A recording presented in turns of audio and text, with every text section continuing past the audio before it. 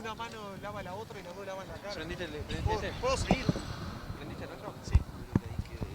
¿Se prendió, Leo? Sí, está prendido. Haceme el favor.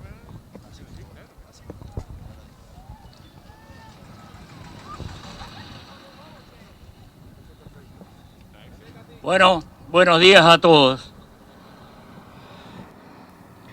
Han pasado 44 meses de aquel histórico encuentro de orientales que de todos los rincones de la patria, en aquel tórrido 23 de enero, dejaron de lado sus divisas partidarias y con un profundo espíritu de libertad y democracia se embanderaron de cielo el alma para gritar a viva voz: ¡basta! Ese basta retumbó fuerte en las amplias y lujosas alas del poder. Ese grito rompió con el indigno silencio de un pueblo adormecido, temeroso de contradecir un relato que todo sofocaba. ¿Cómo era posible que ese grito honesto, genuino y libre hubiera escapado a las estructuras corporativas, políticas y sociales? Aún hoy cuesta mucho comprender cómo existe un conjunto de orientales nos lleve del otro lado de sus reclamos, ansias y ambiciones de espacio de poder. Hay un poder insoslayable que no nace de rangos y cargos, que no se apoya en estructuras de gobierno, que no viene de conquistas corporativas, que no necesita de apalancamiento más que sus propias convicciones. Nada más poderoso que un pueblo libre de ataduras. Este movimiento de hombres y mujeres de los más diversos orígenes y cunas nació en libertad, es libre y caminará libre con un único compromiso, que no es una carga, sino la motivación más genuina para seguir adelante. Y es el bienestar del pueblo uruguayo y sus nuevas generaciones. 44 meses, casi 4 años. En la historia de un país no es nada, pero en la historia de vida de muchos uruguayos de trabajo es mucho tiempo. Muchos han visto en las reivindicaciones del movimiento el impulso de un nuevo espacio partidario. Muchos otros vieron un movimiento que quería desplazar un gobierno para que otro fuera el color que ostentara el poder. Muchos vieron un grupo de intereses corporativos pujando por espacios del poder. Sin embargo, las reivindicaciones del movimiento siguen siendo las mismas que lo concibieron. Cambió el gobierno, cambiaron los nombres, cambió el equilibrio político en el Parlamento, cambió de tienda el rol de la oposición. Pero lo que no ha cambiado son los problemas estructurales que no permiten edificar un país con posibilidades de desarrollo para todos.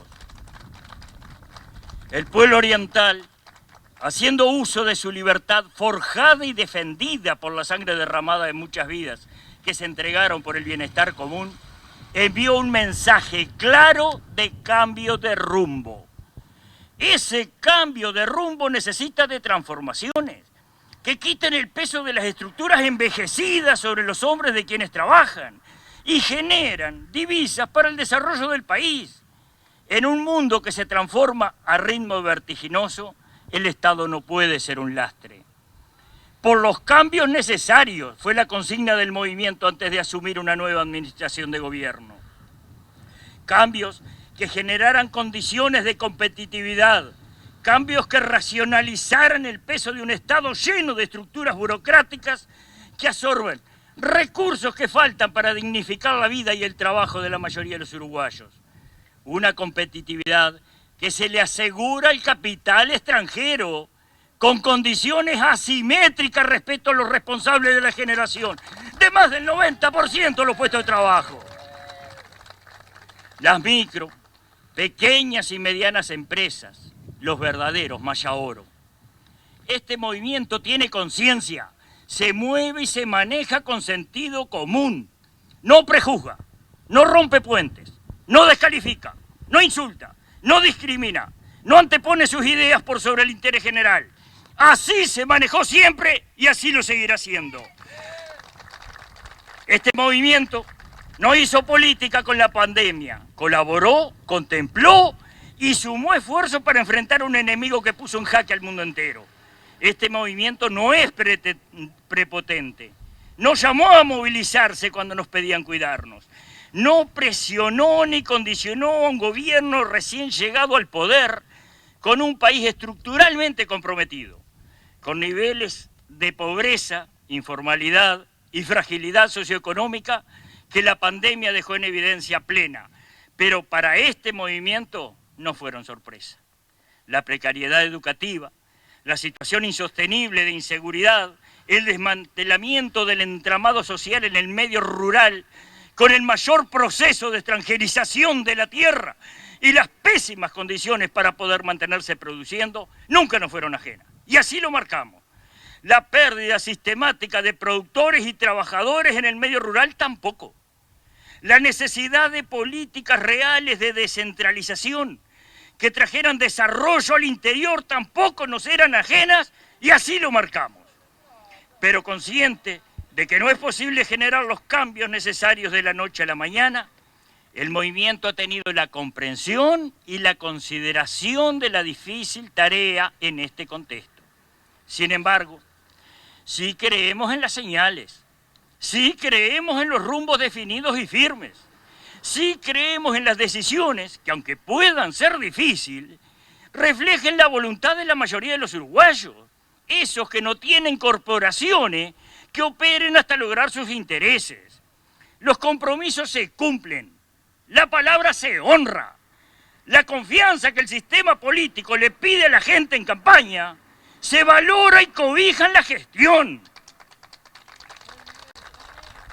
Hoy volvemos a las rutas, con mejores condiciones de precios internacionales, con expectativas de una reactivación del país de la mano de una mejor apertura al mundo. Sin embargo, nos sentimos en la obligación de volver a alzar la voz en libertad ante el titubeo, la relativización de los compromisos, ante la actitud permeable de sectores políticos frente a la presión de minorías corporativas que hacen ruido y frente a la seducción de los sillones obtenidos en espacios de poder. Debemos volver a recordarles que son administradores de turno de los recursos de los ciudadanos de este país. La situación de los combustibles, más que mostrar un aumento de su precio, reflejan la ineficiencia, la falta de contemplación a los sectores que generan la riqueza en este país. Reflejan todos los vicios que se prometieron sofocar. Reflejan el cambio de postura por presiones corporativas. Reflejan la utilización de argumentos ilegítimos para disimular las limitaciones propias, como el de comparar el precio del petróleo y los combustibles con los precios de exportación de nuestros productos. En una clara intención de defender espacios de poder dentro del gobierno, utilizando datos de la realidad parciales que llevan el engaño a la opinión pública. La situación de los combustibles refleja también que no se quieren tocar intereses particulares, obligando a los sectores productivos a subsidiar la actividad empresarial de ciertas corporaciones. Y que se entienda bien claro, la gente debe tener un boleto accesible y si debe ser subsidiado, que lo sea, pero que no sea un subsidio a algunas empresas vinculadas al poder y no siempre con el gasoil como ha sido hasta ahora. ¿Por qué no aportan al subsidio otros sectores como el financiero, con las extraordinarias ganancias de los últimos años? La situación de los combustibles refleja que no se quiere revisar el funcionamiento de Alur, que lejos de beneficiar a los productores y toda la cadena de valor, se lleva la mayor parte de los recursos en un proceso industrial ineficiente, con altos sueldos y baja productividad. No hablamos de los peludos. Los combustibles reflejan la ineficiencia de una ANCAP llena de intereses corporativos que perjudica miles de puestos de trabajo en todo el país por falta de condiciones. Los combustibles reflejan una enorme carga tributaria producto de un Estado que no se optimiza. Tuvimos que salir a la ruta a decir que seguimos esperando y apostando a los cambios necesarios. Que como lo expresábamos en la asamblea, seguiremos reivindicando la libertad de marcar lo que está mal, venga de donde venga.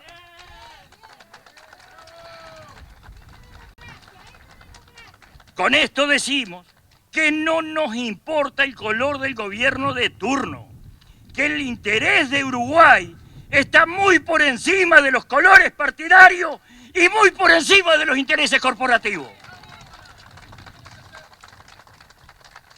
Y nos verán en las rutas hasta que las señales sean claras de que se procesan esos cambios necesarios comprometidos. Nos verán en las rutas hasta que gobierno y oposición dignifiquen la función pública que se les confió. Eleven el nivel del debate democrático y trabajen por el bienestar de los uruguayos sin exclusiones. Por los que trabajaron, por los que trabajan, por los niños y por los gurises por venir. ¡Viva Uruguay!